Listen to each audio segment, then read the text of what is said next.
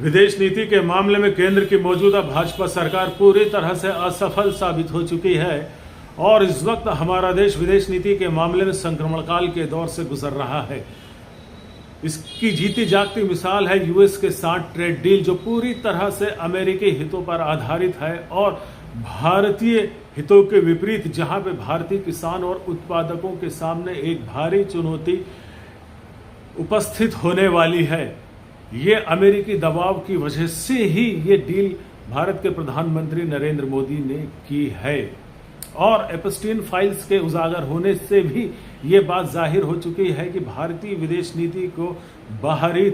तत्व प्रभावित कर रहे हैं। सिर्फ इतना ही नहीं दोस्तों, मोदी सरकार ने मध्य पूर्व को लेकर भारत की पारंपरिक और स्वतंत्र विदेश नीति का त्याग कर दिया है। भारत के प्रधानमंत्री नरेंद्र मोदी ने जिस तरह से इजराइल के साथ संबंधों को प्राथमिकता दी है, उससे भारत की द्विराष्ट्र सिद्धांत की नीति प्रभावित हो रही है,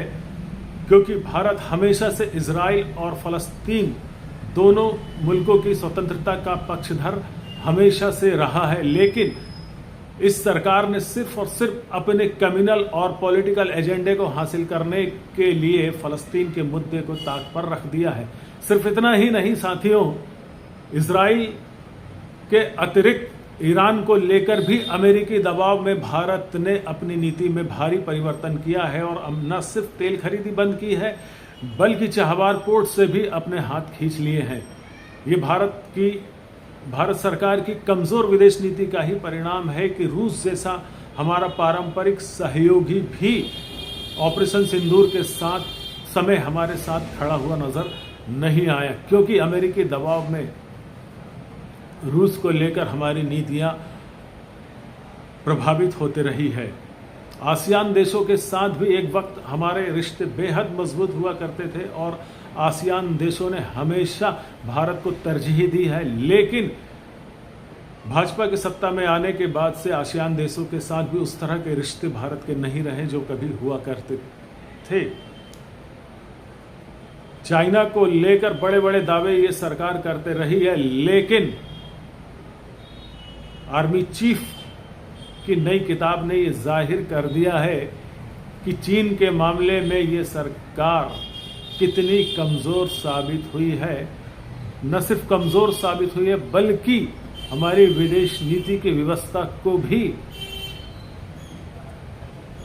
जाहिर किया है। और इसकी एकमात्र वजह यह है कि इस सरकार ने नरेंद्र मोदी की छवि को चमकाने को ही विदेश नीति का आधार बना लिया है। ये सरकार समझती है कि विदेशों में बसे